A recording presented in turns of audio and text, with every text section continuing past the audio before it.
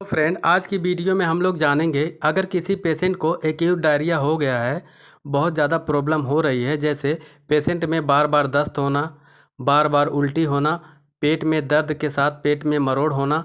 इस कंडीशन में जब दवाओं से आराम नहीं मिलता तो हम पेशेंट को इंजेक्शन और आईवी ड्रिप लगाते हैं। सबसे पहले जब दवाओं से आराम नहीं मिलता तो पेशेंट को इंजेक्शन देते हैं। तो पहला इंजेक्शन है जेंटामाइसिन इंजेक्शन 80 mg। ये एक एंटीबायोटिक इंजेक्शन है जिसे आईवी रूट इंट्रावीनस रूट से दिया जाता है। इसे एक्यूट डायरिया की कंडीशन में यूज किया जाता है। अगला इंजेक्शन है ओंडेम। ओंडेम ये उल्टी होने पर दिया जाता है 2 ml की डोज में।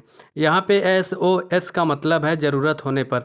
अगर पेशेंट को उल्टी हो रही है तो ओंडेम इंजेक्शन देंगे, उल्टी बंद हो गई है तो ये इंजेक्शन नहीं देना है। इसके साथ रेंटेक इंजेक्शन दोनों मिक्स करके पेशेंट को दे सकते हैं। अगर पेशेंट को उल्टी नहीं हो रही है उस कंडीशन में ओनली रेंटेक इंजेक्शन देंगे। अगला इंजेक्शन है डाइसाइक्लोमाइन इंजेक्शन। अगर पेशेंट को पेट में तेज़ दर्द है तो इसका यूज किया जाता है। ये पेशेंट को इंट्रामास्कुलर रूट से दिया जाता है, इंट्राविनस गलती से भी नहीं देना है। यहाँ पे SOS का मतलब ज़रूरत होने पर। अगर पेशेंट के पेट में दर्द है तभी इसका यूज किया जाएगा। इतना आपको समझ में आ गया होगा। इसके बाद हम मेट्रोजिल आईवी ड्रिप लगाते हैं। इसको नॉर्मल स्पीड में पेशेंट को चढ़ाना होता है। ये मेट्रोजिल बॉडी में बैक्टीरियल एंड प्रोटोजोअल इन्फेक्शन को ट्रीट करता है। इतना होने के बाद हम ड्रिप लगाएंगे RL। जब पेशेंट में पानी की कमी हो, BP लो हो और शरीर में कमजोरी महसूस हो रही है तो RL रिंगल लैक्टेट सॉल्यूशन का यूज करते हैं।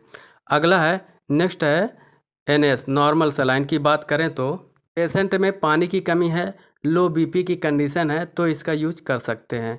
DNS dextrose normal saline solution, ये पेशेंट में डिहाइड्रेशन, वीकनेस, थकान और कमजोरी होने पर DNS लगाया जाता है। एक बात का ध्यान रहे, DNS शुगर पेशेंट को नहीं दिया जाता है।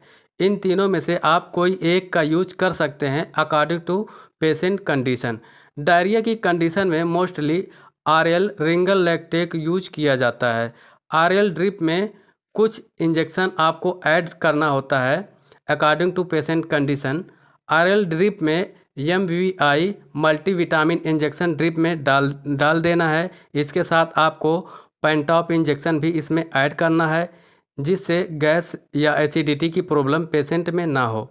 तीसरा इंजेक्शन है डेक्सोना। जब ड्रिप रिएक्शन का चांस होता है, जैसे कभी कभी कुछ पेशेंट में ड्रिप लगाने के बाद सांस फूलने लगती है, ठंड लगने लगती है या कोई और एलर्जिक कंडीशन हो सकती है, तो हम डेक्सोना इंजेक्शन ड्रिप में ऐड करते हैं। नेक्स्ट है न्यूरोकाइन गोल्ड इंजेक्शन। बहुत फेमस इंजेक्शन है। अगर पेशेंट को बहुत ज़्यादा कमजोरी लग रही है तो न्यूरोकाइन ड्रिप में ऐड कर देंगे। आई थिंक आपको सब समझ में आया होगा। वीडियो अच्छी लगी तो लाइक एंड शेयर सब्सक्राइब जरूर करें। धन्यवाद।